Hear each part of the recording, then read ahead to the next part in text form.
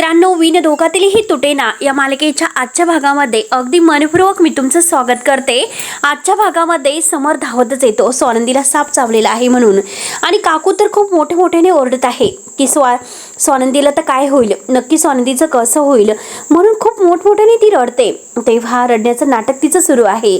समर धावतच येतो। समर म्हणतो की काय झालं स्वानंदी मॅडम, तुम्हाला कुठे साप चावला? त्यावरती स्वानंदी म्हणते की अहो राजवाडे, मला साप चावला पण मला काही झालेलं नाही।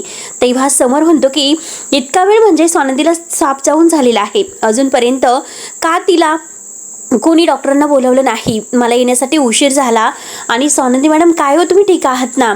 तर तेवढ्यात अंशवन सापाला पकडून घेऊन येतो आणि म्हणतो की हा साप, तर लगेच आता ही मलिका म्हणते की अरे आपल्या स्वानंदीला तो साप चावलेला आहे आणि तू कशाला तो साप, त्याला मारून टाक ना, स्वानंदीला चावला ना तो, मारून टाक त्याला। तर लगेच स्वानंदी म्हणते की एक मिनिट काकू, सापाला कोणीही मारायचं वगैरे नाही, कारण साप हा आपला मित्र असतो, त्याला मारायचं वगैरे नाही। समर म्हणतो की स्वानंदी मॅडम तुम्ही ठीक तर आहात ना? स्वानंदी म्हणते की हो ठीक आहे। आणि घाईने समोर डॉक्टरांना म्हणतो की उपचार करा, स्वानंदीला काही न वाचवा, काही होऊन देऊ नका। त्यावरती स्वानंदी म्हणते की एक मिनिट राजवाडे, अहो जो साप मला चावला ना तो बिनविषारी आहे, मला काही होणार नाही, मला काही झालेलं सुद्धा नाही, तुम्ही अजिबात काळजी करू नका। मलिका आणि अंशवन यांना तर आता लगेच धक्काच बसतो, कारण त्यांना असं वाटत असतं की स्वानंदी विषारी साप चावल्यामुळे आता मरून जाईल। तेव्हा त्या दोघांचा पुन्हा आता म्हणजे असा प्लॅन त्यांच्यावरच उलटतो। त्यावरती आता सगळेजण स्वानंदीकडे बघत असतात, तर स्वानंदी म्हणते की मी कॉन्फिडेंटली बोलते, कारण माझा अभ्यास आहे ह्या सापांबद्दल। तेव्हा आता समर विचारतो की सापांचा अभ्यास? तर स्वानंदी म्हणते की हो, त्यामध्ये तर मी PhD केलेली आहे आणि त्यामध्ये हा सुद्धा भाग आहे। आणि मुळात म्हणजे आपल्या देशामध्ये 80 ते 85% भाग जे साप आहेत ना, तर ते बिनविषारी असतात आणि आपण त्याला मारून टाकतो, परंतु साप कधीही आता माणसावर हल्ला करत नसतो स्वतः। तेव्हा त्याच्या स्वतःच्या जीवाला मात्र धोका निर्माण होतो ना, तेव्हा तो आपल्याला त्रास देत असतो। त्यामुळे तुम्ही प्लीज सापाबाबतीत असा काही टेन्शन घेऊ नका। आणि साप हा आपल्यासाठी खूप अगदी म्हणजे चांगला असतो, शेतकऱ्यांचा मित्र का म्हणतात तुम्हाला माहिती आहे का, तो खूप फायदेशीर असतो। तेव्हा मात्र आता तेथे एक ताई आलेले आहे, तर त्या ताई विचारतात की का असं का म्हणतात पण? तेव्हा स्वानंदी म्हणते की अहो तुम्ही विचार करा, शेतकऱ्यांचं घुशी, उंदीर आणि हे सगळेजण किती म्हणजे नुकसान करत असतात, आणि तेव्हा सापच त्यांना खात असतो आणि शेतकऱ्याचा मित्र असतो तो। आणि मी खरं सांगू का तुम्हाला, मुक्या प्राण्यांच्या तोंडामध्ये इतकं विष नसतं, इतकं विष मात्र आपल्या माणसांच्या तोंडामध्ये असतं। काकूकडे बघत ती आता बोलत आहे, त्यामुळे मात्र अशा माणसापासून जास्त सांभाळून आपल्याला राहावं लागतं। काकूलाही अगदी झोमतं, पण तरी सुद्धा म्हणते की अरे वा वा वा, आपल्या स्वानंदीचा खरंच खूप अभ्यास आहे। तेवढ्यात आता साप पकडणारे आता साप मित्र तेथे आलेले आहेत। तेव्हा ते समरला म्हणतात की मिस्टर राजवाडे, तुम्ही आम्हाला बोलवलं होतं, परंतु खरंच तुम्ही याला मारून नाही टाकलं, त्याबद्दल थँक्यू। याला सुखरूप जंगलामध्ये सोडलं जाईल, तुम्ही अजिबात काळजी करू नका, येतो मी आणि आम्ही जंगलामध्ये त्याला सोडून देतो। त्यानंतर आता लगेच मलिका म्हणते की थँक गॉड हा साप विषारी नव्हता, नाहीतर आज आपल्या स्वानंदीचं काय झालं असतं। त्यावरती आता समर स्वानंदीला म्हणतो की मान्य आहे की स्वानंदी हा साप आहे तर तो विषारी नव्हता, तरी सुद्धा एकदा डॉक्टरांना तुला चेक करून दे, त्यांचं काम त्यांना करून दे, डॉक्टर प्लीज तुम्ही तिला चेक करा, म्हणून स्वानंदीला चेक करायला सांगतात। तेव्हा आता डॉक्टर स्वानंदीला पाय पुढे करायला सांगतात आणि तुमचा पाय दुखतात का असं विचारतात। तेव्हा स्वानंदी म्हणते की नाही हो, अजिबात नाही, की हे बघा जरीही विष नसलं तरी सुद्धा सापाच्या दातामुळे मात्र काहीतरी इफेक्ट म्हणजे इन्फेक्शन होऊ शकतं, त्यामुळे मी तुम्हाला धनुर्वाताचं वगैरे एक इंजेक्शन देते, टीचं इंजेक्शन तुम्हाला द्यावंच लागेल। पुढे आनंदचा फोन येतो, आनंद म्हणतो की लवकरात लवकर यावं लागेल। समोर म्हणतो की नाही, मी आत्ता नाही येऊ शकत, तर तुम्ही तुमचं काम करून घ्या। स्वानंदी आता म्हणते की अहो, आणि तुम्ही काम सोडून आलेला आहात ना, त्यामुळे तुम्ही खरंच परत जा, मला काही झालेलं नाही। आता समोर म्हणतो की अहो स्वानंदी मॅडम, मी तुम्हाला असं सोडून कसं जाऊ शकतो बरं? त्यावरती आता स्वानंदी म्हणते की अहो राजवाडे, मी तुम्हाला सांगितलं ना मी ठीक आहे म्हणून, आणि मी जर ठीक नसते तर मी कधीच चक्कर येऊन पडले असते, मी असं बोलू शकले असते का? पण आहेत ना आता डॉक्टर माझ्यासोबत। समोर विचारतो की तुम्ही नक्की ओके आहात का? त्यावरती स्वानंदी म्हणते की वाटतं ना तुम्हाला, आणि खरंच मी नक्की ओके आहे, तुमची शपथ, मी जा आता। तेव्हा समोर म्हणतो की ठीक आहे, जर काही वाटलं तर काळजी घ्या, मी येतो परत। तेव्हा काकू लगेच म्हणते की समर, अरे तू अजिबात काळजी करू नको, मी आहे ना तिची काळजी घेण्यासाठी, आणि सांभाळून जा. डॉक्टर स्वानंदीला चेक करायला म्हणजे इंजेक्शन वगैरे द्यायचं असतं, आतमध्ये जात असतात. मलिका काकू म्हणते की हो हो, जरा सांभाळूनच जा, आणि सगळ्या बायका आता स्वानंदीची काळजी घ्या असे बोलून तिथून निघून जातात. त्यानंतर आता तिकडे तो गारुडी अंशुमनला पैसे मागतो की अहो माझे पैसे द्या. तेव्हा लगेच आता अंशुमन म्हणतो की पैसे, आणि त्याच्या सनकने कानामागे ठेवून देतो. मलिका येते. मलिका म्हणते की अरे अजून एक दे. त्याला विषारी साप आपण सोडायला सांगितलेला होता. त्यावरती लगेच आता तो माणूस म्हणतो की तुम्ही कुठे बोलले होते की विषारी साप सोडायचा म्हणून, आणि माझ्याकडे विषारी साप होता, मी आणला असता ना, आणि हे कुठे मला काय म्हटले होते, नाहीतर मी आणला असता. त्यावरती आता अंशुमन डोक्याला हात लावतो. तर मलिका रागाने त्याच्याकडे बघत म्हणते की पैसे दे त्यांचे, आणि शेवटी अंशुमनला त्याला पैसे द्यावेच लागते. तो माणूस पैसे घेऊन निघून जातो. तर मलिका आता या अंशुमनला रागवते. अंशुमनला म्हणते की तू एक काम व्यवस्थित करत नाही, तू त्याला विषारी साप आणण्यासाठी का सांगितलं नसेल, अंशु कसा आहे तू. तेव्हा अंशुमन म्हणतो की सॉरी मम्मा. तर लगेच आता हा मलिका रागाने म्हणते की नाही, सॉरी सुद्धा म्हणू नको आणि आई सुद्धा म्हणू नको. त्यानंतर आजी स्वानंदीला म्हणते की नंदू बाळा तू बरी आहेस ना, तुझा पाय नाही दुखत ना.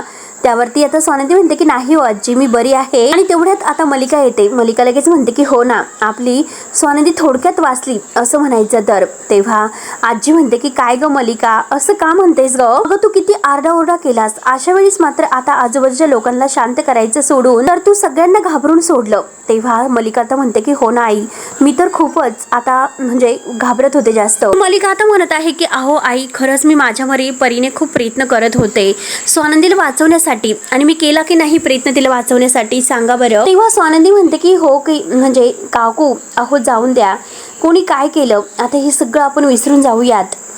आता स्वानंदी परत म्हणत आहे की आजी, तो साप म्हणजे जंगलामध्ये पोहोचला, हे खूप महत्वाचं आहे. रागाने मलिकाला म्हणते की पुढच्या वेळेस मात्र मलिका जरा डोकं व्यवस्थित वापरत जा, कारण असं काठ्या वगैरे उचलायचे नसतात, काहीतरी डोकं वापरायचं असतं. मलिका लगेच म्हणते की हो ना, जाऊन द्या आई. ते ना विषय सोडून मग द्या विषय सोडून. आता स्वानंदी म्हणते की खरंच आपण ही चर्चा वगैरे आहे ती सगळी बंद करूयात. आता आजी आपण जेवण करून घेऊयात, मला ना ऑफिसमधून फोन आलेला आहे, मला जावं लागेल. तेव्हा आता आजी म्हणते की हो ना, अगदी बरोबर, मला सुद्धा खूप भूक लागलेली आहे, आपण जेवणच करून घेऊयात. जणी गप्पा करत असतात, आणि तेवढ्यात मंदा जोरजोराने वाचवा वाचवा असे करत दाराशी येते. स्वानंदी स्वानंदी वाचवा वाचवा असं अगदी ओरडतच आलेली असते. सगळेजण धापरतच बाहेर येतात. नक्की आई काय झालं असेल, आईच्या मागे कोण लागलं असेल. तर मलिका विचारते की काय झालं, तुम्ही असं का धावत आल्या. स्वानंदी सुद्धा विचारते, आणि सुष्मिताला घाईने मात्र पाणी आणायला सांगते, आईसाठी पाणी घेऊन ये. आई तू बस बरं शांत, तू काय इतकी घाबरली, नक्की कोण लागलेलं आहे तुझ्या मागे असं विचारत असते. मंदा खूप घाबरलेली असते. तेव्हा आता मंदा रडत असते. तर स्वानंदी म्हणते की आई पाणी तरी पिऊन घे, नक्की काय झालं, शांत हो बरं. सुष्मिता आणि स्वानंदीला समजावत असतात, परंतु आता ही रडत असते. तेव्हा अंशुमन म्हणतो की सासूबाई अहो नक्की काय झालं. आता स्वानंदी तिला पाणी वगैरे पाजते आणि विचारते की आई नक्की काय झालं. तेव्हा आता मंदा रडतच म्हणते की अगं स्वानंदी, मी आपल्या इथे मार्केटमध्ये आले होते, तर आता जे काही गुंड वगैरे आहे ना त्यांनी मला लुटलं. मी मार्केटमध्ये भाजीपाला घ्यायला आले होते आणि त्यांनी माझे दागिने वगैरे सगळं काही नेलं, लुटलं मला त्यांनी. बघ ना अगं माझ्या हाताला लागलं, मी किती पडले. म्हणून आता ते हात वगैरे दाखवत असते आणि रडत असते. सगळं घेऊन गेले जावई बापू, माझं सगळं घेऊन गेले, आणि मोठमोठ्याने रडत असते. आता स्वानंदी म्हणते की आई अगं तू इथे आलेली आहे, आता घाबरू नको. मंदा रडतच म्हणते की अगं ते गुंड माझ्या मागे येतील, अगं मी पळत पळत आले, त्यांना चुकून इथे आले मी, त्यामुळे ते नक्कीच माझ्या मागे येतील. स्वानंदी म्हणत असते की आई अगं तू घाबरू नकोस, गुंड वगैरे आहे तर ते इथे कोणी येणार नाही, तू नको घाबरू, अगं तू शांत हो, आम्ही आहोत नाही ते तुझ्या सोबत. तर मंदा म्हणते की अगं काय करू तेच कळत नाही, माझ्याकडे पैसे सुद्धा नाहीत. तर आजी म्हणते की अहो मंदाताई तुम्ही घाबरू नका, शांत तर व्हा अगोदर. आजी आता नंदूला म्हणते की नंदू अगं जा, त्यांना आतमध्ये घेऊन साडी वगैरे चेंज करा आणि त्यांना म्हणजे काहीतरी खाऊ पिऊ घाला. तर स्वानंदी ह्या मंदाच्या हाताला धरते आणि आतमध्ये घेऊन येते. तेव्हा आता ते आतमध्ये गेल्यानंतर मलिका म्हणते की आई अहो कशा आहेत ह्या बघा ना, आता लगेच लेकीच्या घरी आल्यात. तेव्हा आता आजी तिला म्हणते की अगं मलिका तुला कळतं का, घाबरलेल्या अवस्थेमध्ये मात्र आता त्या इथे आल्या असतील, काय फरक पडतो बरं. तेव्हा मलिका लगेच म्हणते की त्या मुद्दाम तर करत नसतील ना, कारण त्यांची ती सवय आहे. त्यावरती आजी आता मलिकावर चोरडते, अगं कधीतरी दुसऱ्याबद्दल सहानुभूती वाढून दे ना मनामध्ये, मुद्दाम का करतील बरं त्या. आता इकडे समोर ऑफिसमध्ये आनंदला सांगत असतो की अर्ध दुर्दैवी असं की तो साप विषारी नव्हता, म्हणून स्वानंदीला काही झालं नाही. आनंद म्हणतो की अरे जाऊन दे, आता त्याचा विचार करून काय फायदा आहे. तर समोर म्हणतो की अरे खरंच आजीच्या किडनॅपरबद्दल आपण जशी आता ही सिक्युरिटी टाईट केलेली आहे तसं पेस्ट कंट्रोल सुद्धा केलं पाहिजे, त्यामुळे साप वगैरे काही घरात नाही येणार. तू आत्ताच्या आत्ता एक काम कर, पेस्ट कंट्रोलवाल्यांना फोन कर. आता सगळीकडे गार्डन वगैरे यामध्ये पेस्ट कंट्रोल झालंच पाहिजे घरामध्ये. त्यावरती आनंद म्हणतो की अरे थांब, आता पेमेंटबद्दल बोलणं सुरू होतं. तर समोर म्हणतो की नको, आत्ताच्या आत्ता हे काम कर, आता पेमेंट वगैरे आहे ते आपण उद्या ढकलूयात. त्यानंतर आता स्वानंदी ही आईला साडी वगैरे नेसायला देते आणि तिला व्यवस्थित तयार करते आणि म्हणते की आई तू बरी आहेस का, तुला अजून कुठे लागलेलं आहे का. तेव्हा आता मंदा म्हणते की अगं स्वानंदी एकतर पैसे नाही आणि त्यात म्हणजे असं झालं. स्वानंदी म्हणते की अगं मला सांग ना एक आई, नक्की तू कुठल्या मार्केटला गेली होती, कारण आपण नेहमीच्या मार्केटमध्ये जातो, तेथील दुकानदार आपले प्रत्येकजण ओळखीचे आहेत आणि तुला मारहाण करत असताना कोणीच कशी मदत केली नाही. त्यावरती आता मंदा म्हणते की अगं हे बघ, मंदा म्हणते की अगं आपल्या मार्केटच्या पलीकडे जे मार्केट आहे ना तिकडे गेले होते आणि तिकडे कोण ओळखीचं आहे बरं. तर स्वानंदी म्हणते की अगं पण आई, दिवसा ढवळ्या मात्र असं कोणी काही करू शकतं का, तरी सुद्धा आजूबाजूच्या लोकांनी काहीच मदत करू नये का. तेव्हा मंदा म्हणते की अगं हे बघ, आजूबाजूच्या लोकांचं सोड, अगं पण घरातीलच लोकांना मी नको आहे, माणसांना आपल्या. तेव्हा आता स्वानंदी म्हणते की आई तसं नाही. तर मंदा म्हणते की हो तसंच आहे, कुठले मेले चोर आणि त्यांना माझ्या खरंच शिवाय शाप लागेल, त्यांना ते पैसे नाही पसणार, गरीब माणसांचे पैसे लुटतात. तर स्वानंदी म्हणते की चल आई आपण पोलिसामध्ये जाऊयात.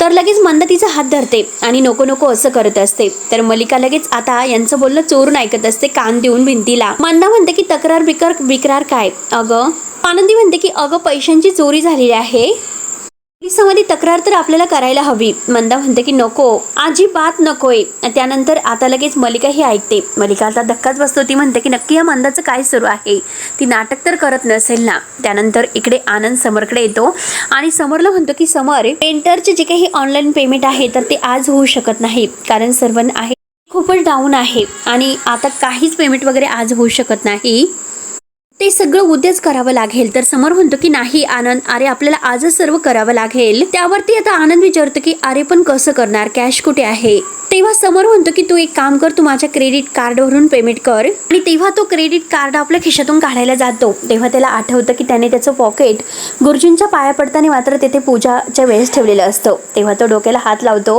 हे सर्व आठवल्यानंतर आनंद विचारतो की काय रे काय झालं. तेव्हा समोर म्हणतो की अरे माझं हॉलेट घरी राहिलं आणि थांब जरा, मी स्वानंदीला फोन करतो आणि विचारतो. आता समोर फोन करत असतो परंतु स्वानंदीचा फोन किचन मध्ये असतो आणि स्वानंदी तिकडे आपल्या आईच्या नादात असते आणि त्याच वेळेस तिथे अंशुमन पाणी प्यायला आलेला असतो आणि अंशुमन पाणी पिता पिता फोन उचलतो. तर समोर म्हणतो की अरे अंशु मी बोलतोय, स्वानंदीकडे फोन दे. स्वानंदी असतात ना.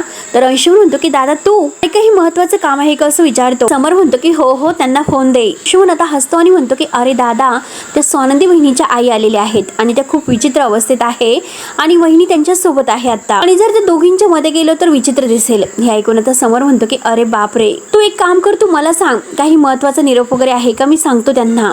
तेव्हा आता समोर म्हणतो की ऍक्च्युली अरे माझं हॉलेंट मी घरी विसरलो, त्यामध्ये क्रेडिट कार्ड वगैरे आहे सगळी आणि ते सगळं मी घरी विसरून गेलो. स्वानंदीनं ते सगळं नीट व्यवस्थित ठेवायला सांग. आणि अंशुमन म्हणतो की दादा 1 मिनिट होल्डवर ठेव आणि लगेच तो देवघरात येतो आणि म्हणतो की हो हो दादा सापडलं पॉकेट आणि मी तुला पाठवून देऊ का कोणाबरोबर तरी. आणि तेवढ्यात आनंद म्हणतो की अरे सर्वांचा जो काही प्रॉब्लेम आहे तो सॉल्व्ह झालेला आहे, ऑनलाईन पेमेंट होऊ शकतं. तेव्हा लगेच आता समोर म्हणतो की हो का. आणि आनंद म्हणतो की त्याला OTP आल्यानंतर तू फक्त मला ते सांग. अंशुमन त्यांचं बोलणं ऐकत असतो. तर समोर अंशुला म्हणतो की हे बघ अरे हॉलंड पाठवण्याची गरज नाही, घरीच राहून दे. तर अंशुमन म्हणतो की ओके दादा, नक्कीच आता काहीतरी अंशुमनच्या मनामध्ये आलंच असेल प्लॅन. किंवा अंशुमन लगेच त्याच्या पॉकेटमधील ते क्रेडिट कार्ड काढतो आणि खूपच खुश म्हणतो की नाईस, आता याचा पिनकोड सुद्धा नंबर मला माहिती आहे, म्हणून खूपच खुश होतो. तर इकडे आता मंदा म्हणते की अगं पोलीस काय करतील, ते काही माझं सोनं नाणं पैसे वगैरे गेलेले आहेत ते परत आणतील का, बघू तपास सुरू राहील असंच म्हणतील. आता मलिका कान देऊन हे सर्व ऐकत असते. बघ स्वानंदी, अगं ते काही आणत नसतात, साधं माझं नशीबच मेलं फुटकं. तेव्हा स्वानंदी म्हणते की आई तू शांत हो, बास कर बरं, रडू नकोस. आता रडतच म्हणते की कशी शांत हो. आणि कधी कधी असं वाटतं की स्वानंदी जगण्यालाच काही अर्थ उरलेला नाही. मंदा आता रडत असते आणि म्हणते की अगं घरातले तर बोलतात आणि ती त्यात म्हणजे तुझी ती आधिरा ती तर खूपच बोलत असते. अगं तिने 40,000 रुपयाची पर्स घेतली. अगं पण बघ ना, 40,000ची पर्स घेतल्यानंतर घरातील अख्खा किराणा आला असतं, सामान आलं असतं आणि बघ एक दमडी ती घरात देत नाही आणि इतका खर्च करत असते. अगं सासूसाठी साडी घेणं सोड, पण साधा ब्लाऊज पीस सुद्धा घेऊ शकत नाही. तेव्हा स्वानंदी म्हणते की आई तिच्याबद्दल हे असं सारखं सारखं बोलणं बरोबर नाही आणि मुळात म्हणजे आदिरा घरासाठी काही करत नाही हे बोलणं सुद्धा बरोबर नाही. आता लगेच मंदा म्हणते की काय करते ती घरासाठी. अगं राजवाड्यांच्या घरातील श्रीमंताची लेख आम्ही केलेली आहे आणि वाटलं होतं ती लग्न करून येईल आणि इतकी मोठ्या घरची सून करून तरी सुद्धा आमच्या घरातील परिस्थिती तर अजून बिकट झालेली आहे. करोडपती कसलं तर भिकपती आम्ही झालो म्हणून थोडंसं रडत असते. स्वानंदीला राग येतो. अगं एवढा ढीगभर पैसा तिच्याकडे आहे, मग घरच्यांसाठी थोडंसं काही करायला नको का. किंवा आता लगेच स्वानंदी म्हणते की अगं मुळात म्हणजे राजवाड्यांचा पैसा तुला कशासाठी हवा आहे. किंवा मंदा म्हणते की अगं तू नाही घेत का, तू तर मस्त मजेत असते इकडे आणि तू घेतच असते ना, आम्हाला मिळालं तर काय झालं आणि तुला तर दागिने सुद्धा मिळालेले आहेत. तेव्हा स्वानंदी म्हणते की आई मी नोकरी करते, माझे पैसे मी कमवते आणि राहिला प्रश्न दागिन्यांचा, आणि ते दागिने म्हणजे मला मिळालेला मान आहे, ती काही माझी कमाई नाही. तेव्हा आता लगेच मंदा म्हणते की सोड ग स्वानंदी, जाऊन दे, तू तर इतक्या राजवाड्यामध्ये राहते, मज्जा करते, गरिबांचं दुःख तुला काय समजणार बरं. तू सांग करायचं काय, भिका मागायच्या. आणि तू काम कर, मला फाटकी तुटकी साडी दे, इतकी चांगली साडी देऊ नको. ते काहीतरी जुनं वाडग हातात घेते आणि मंदिराजवळ भीक वगैरे मागते. स्वानंदी म्हणते की आई काय बोलते. तर मंदा म्हणते की हो, त्यामुळे तरी घरामध्ये पैसे येतील. आता आमचं पोरग हे रोहन या वयामध्ये काळजी घेईल असं वाटलं होतं, पण कसलं काय. मग आता ही मलिका अजूनपर्यंत कान देऊन ऐकत आहे. दर महिन्याला पैसे मागावं लागतात त्याला, पदर पसरून दे पैसे दे पैसे. या सगळ्याचा मला कंटाळा आलेला आहे, कंटाळा. आणि असं वाटतं की यातून सुटून जावं सगळ्यातून. स्वानंदी म्हणते की आई काही सारी वेड्यासारखं बोलू नकोस, पैशाचाच प्रश्न आहे ना, चल मी पैसे देते तुला. असं जेव्हा स्वानंदी म्हणते तेव्हा आता मलिका हे सर्व ऐकते आणि मलिका बरोबर आता काहीतरी प्लॅन डोक्यामध्ये आणत असते. तर मित्रांनो आता पुढे नक्की काय होईल हे बघायला विसरू नका. तोपर्यंत धन्यवाद.